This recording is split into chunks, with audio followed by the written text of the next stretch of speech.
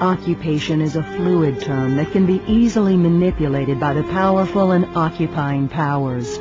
When the occupied is portrayed as violent and the occupier as victim, then democracy and justice have to be redefined.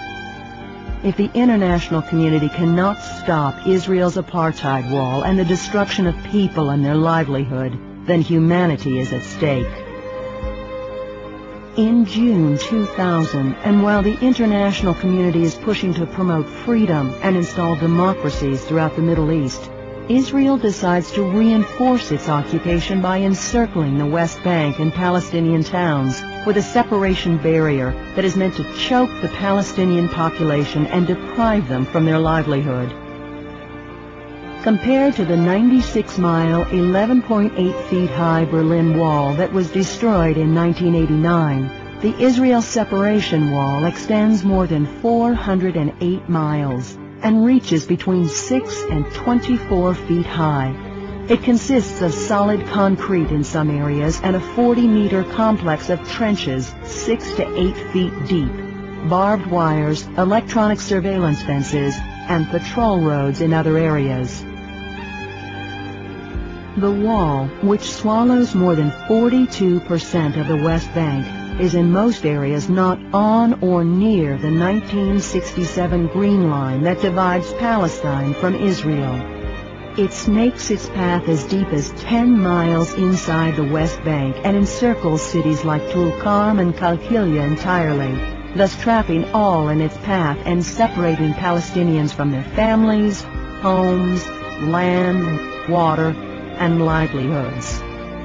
Numerous villages have already been confiscated, 200,000 people separated, 35,000 meters of irrigation networks seized, 11,400 dunams of agricultural lands confiscated, and 100,000 ancient olive trees destroyed, thus impacting life, agriculture, freedom of movement, water usage, and income.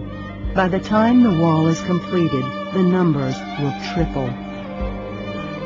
The Ramallah district has been totally separated from nearby Jerusalem.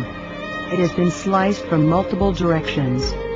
Massive land grab in most fertile areas and expulsion from areas around Ramallah city have occurred. More than 22 villages have been affected and entire communities have been imprisoned. In nearby Budris, the wall has engulfed most of its fertile land, separating farmers from their agricultural fields and leaving more people with refugee status. As if occupation is not enough to inflict hardship on Palestinians, the whole population now lives in ghettos with freedom of movement restricted to those who possess hard-to-obtain passes from the occupying power. Several neighborhoods have been entirely cut off, and farmers now require permits to go to their fields. Intimidation by Israeli soldiers and settlers is becoming a daily reality for everybody, and a simple trip to school or hospital is becoming a risky adventure and ordeal.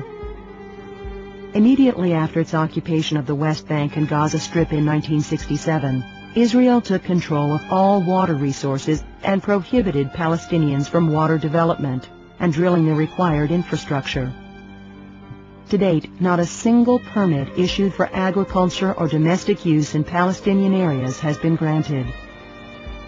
In addition to its undeclared agenda of confiscating more land and forcing people to become refugees for the third time, the separation wall aims at isolating more natural water wells owned by Palestinians.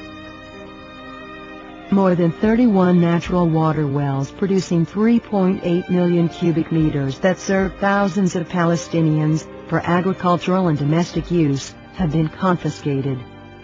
While the annual rainfall accumulation in the region is 47.8% in Palestine, 29.7% in Israel, 22.5% in Jordan, Israel's domestic water use per capita reaches more than 52%, leaving 30% for Jordan and 18% for Palestine. The hardest-hit communities are Qalqilia, Tulkarm, and Jenin.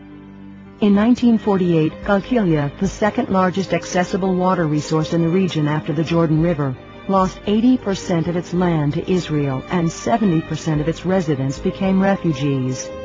Today, with 34 natural water wells, Qalqilya district is losing 50% of the remaining 20% of its water-rich land to Israel, leaving 36 towns confiscated and 90,000 residents unemployed.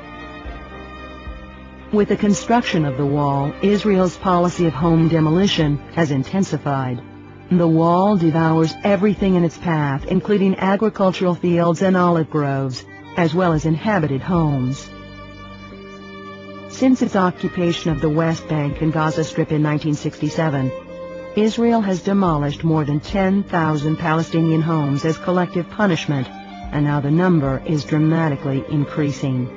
More Palestinian homes will be demolished to leave room for the wall, and Palestinians are required to foot the bill.